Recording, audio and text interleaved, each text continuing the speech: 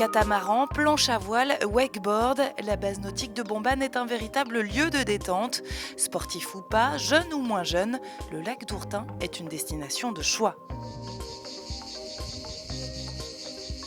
Un peu en retrait, à l'abri, sous les pins maritimes, ce sont les cigales qui vous accueillent.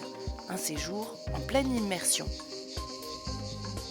Et pour que vos vacances soient parfaites, l'UCPA, qui gère le camping de la Dune Bleue, a décidé d'encore améliorer le service. La volonté était de, à la fois, préserver l'environnement, mais monter en gamme au niveau des hébergements. C'est pour ça qu'on a mis en place ce qu'on appelle des emplacements grand confort, où des équipements sont reliés à l'électricité, à l'eau.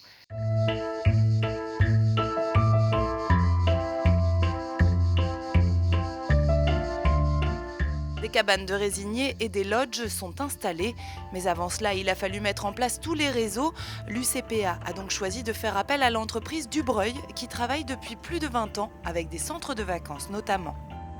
Au niveau des préparations de chantier, on a déjà un petit peu l'habitude de travailler avec ce type de contraintes, au niveau de l'environnement, au niveau du timing aussi. Ce qui nous a permis donc de pouvoir tenir les délais et les contraintes de livraison qu'on avait par rapport à l'UCPA et par rapport ensuite à leur enchaînement de phases de travaux les concernant. Finir bien avant le début de la saison touristique, un impératif. L'entreprise Dubreuil constitue donc une équipe de 5 à 7 personnes. Pour optimiser les délais, le personnel est logé sur place. L'entreprise parvient même ainsi à réaliser en avance les différentes missions qui lui étaient confiées. Principalement, on n'a passé que des réseaux secs pour l'alimentation électrique sur la première partie. Sur la deuxième partie, on a passé un assainissement collectif et une alimentation d'eau avec laquelle on a maillé une conduite d'eau là, sur une conduite d'eau principale. La voirie, oui, piétonne qui a été dessinée et après qui a été engravée et puis rematérialisée. Autre défi à relever, la préservation de l'environnement. Nous sommes en site naturel classé. Le maniement des engins a donc dû se faire avec une extrême prudence pour ne pas abîmer les racines. Mais cela va plus loin. Il a fallu travailler avec les architectes des Bâtiments de France et l'ONF pour limiter au maximum les abattages d'arbres. Une phase d'analyse pointue a été mise en place. Nous sommes partis d'un plan de relevé géomètre qui indiquait l'ensemble des points de courbe de niveau, mais aussi nous avons repéré chaque arbre par un géomètre sur le plan. À partir de cette base, nous avons pu donc composer, organiser les circulations qui viennent épouser la topographie le plus doux possible et bien répartir ensuite les mobil-hommes entre les arbres qui étaient repérés sur les plans.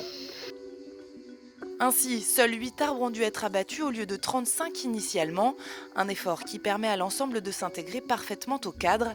La meilleure illustration, les premiers occupants sont ravis, le fruit d'une collaboration réussie.